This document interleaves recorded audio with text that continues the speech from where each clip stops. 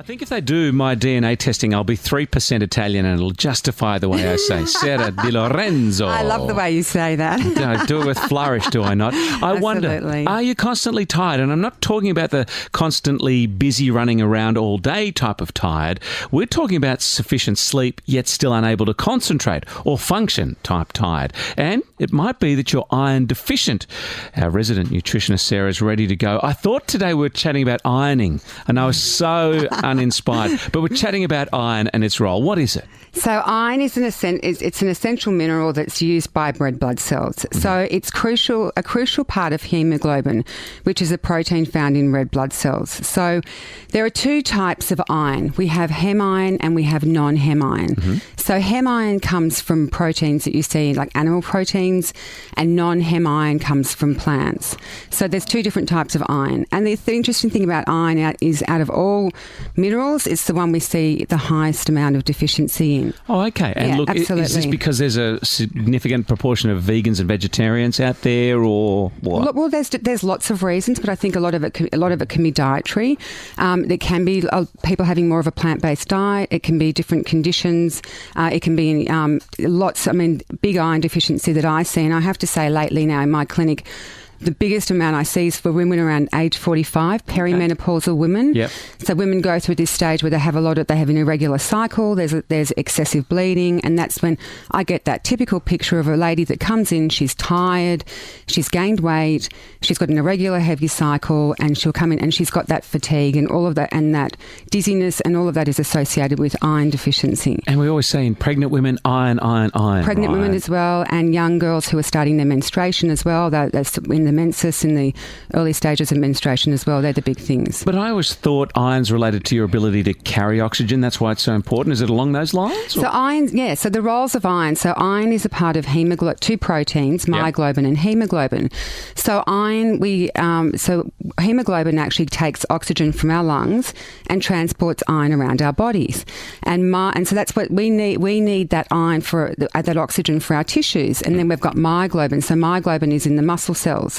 So with myoglobin, the myoglobin will basically accept, store and release iron. Okay. So yes. So important. So important. So where do we store it? Is it stored in the muscles? Where's it go? Okay, so basically, just to go through the absorption of iron. Yeah. So we have it and it's absorbed in our small intestine. The thing about iron is it's a mineral that needs to be transported everywhere by a protein. We don't want any free iron around our body. Free iron is a pro-oxidant, which is the opposite to an antioxidant. Huh. And it can lodge on organs, in particular our brain, and there is some studies to show that free iron on the brain can actually lead to Alzheimer's disease. But when we absorb it, it comes in through our small intestine, and then it goes, when it's absorbed and it's transported by transferrin.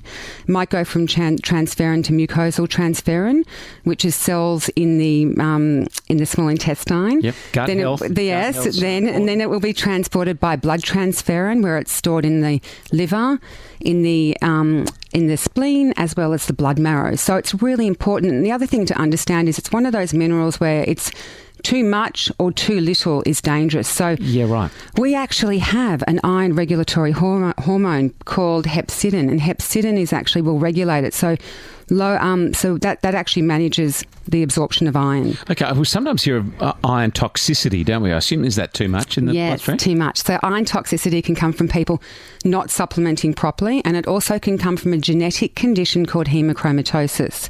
Mm-hmm. So iron toxicity is one of those things. I mean, I've never, other than my partner who's got I've actually been affected by iron deficiency and toxicity. So my partner's got hemochromatosis, which is a genetic condition, and he has to get his blood let quarterly over a year. Really? It does, yeah. It's because of the signs and symptoms of what happens with toxicity. So it can be things like organ damage, skin pigmentation, gastrointestinal distress, joint pain, stomach pain. So that's toxicity. That also comes with over-supplementing as well. So people who get all gung-ho and think, I'm tired. I mean, anyone who wants to have anything to do with iron, they actually need to see a healthcare practitioner, see a GP. I think the first port of call, if you've got any of those symptoms of deficiency, which we can talk through, if you think you've got those, don't go and supplement yourself, because supplementing, you've got to be really careful with the dose. Yep.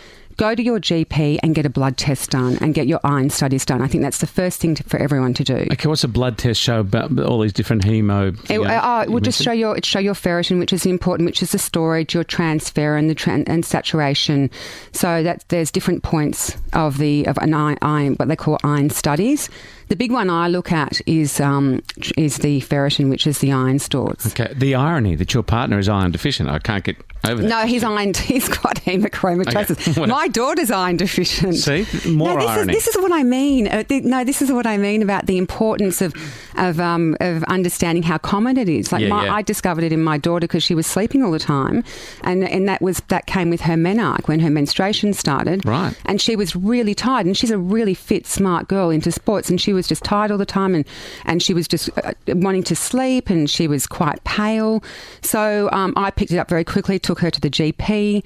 When we went to the GP sorted out, gave me that reading, and then I actually managed her iron deficiency with supplementing. Yeah, so and diet and adding some extra. She prefers to be vegetarian just by choice, so I had to really look at a diet rich in just to annoy you. Just to annoy me. Just to make it a little bit harder. Now, what about iron transfusion? How common is it, and who are the most likely ones to need it? I'm not a huge fan of iron transfusion, but I think for women, for people who have got internal bleeding, they can't absorb iron, they can't swallow pills, and they've just got really, really severe iron deficiency, then I think a transfusion is necessary. Yep. And it's people who might have cancer, or they might have ulcers, or anything that's just related to any gastrointestinal bleeding. Yeah. So that's those people. It's quite rare. I would rather work with someone with diet and supplementing. It does take a lot longer. A transfusion's instant. Yeah. But anyway, yeah. All right. Well, you're our nutritionist. Let's have a look at ways to increase our iron in our diet. What would a great daily day in food involve on our plate? Okay, so let's just start with breakfast, yes. Okay, and I'll explain each meal. So what we'll do is we're going to get a yummy capsicum rich in vitamin C. Oh, and also vitamin C is a cofactor for absorption of iron. Right, you need vitamin C to help your iron. Absolutely, it helps you out. And there's other things which will hinder the absorption of iron. Oh, like what? But okay, so just things like particular dairy, so and other compounds in foods, nuts, seeds, tannins in teas, sometimes coffee will hinder it. So I'd say to anyone who wants to take an iron supplement, just have it 1 hour either side of food. So with 2 hours of no food in the middle of that to have the iron supplement. Clever. All right, we're looking at capsicum. Okay, so we've got capsicum. Boom. We're going to look at a mixture of our hem and non-hem. So we've got our vitamin C in our capsicum. Yes. In the bottom of that, we're going to put some yummy quinoa, which is our non-hem iron-rich grain. Crack a raw egg on top, put a little bit of parsley on there, yummy parsley, which is, of course, our non-hem iron, and then we'll stick it in the oven for 12 to 15 minutes until the eggs cook through, take it out, olive oil, salt and pepper, maybe sprinkle a little bit of some chives or whatever you like on top.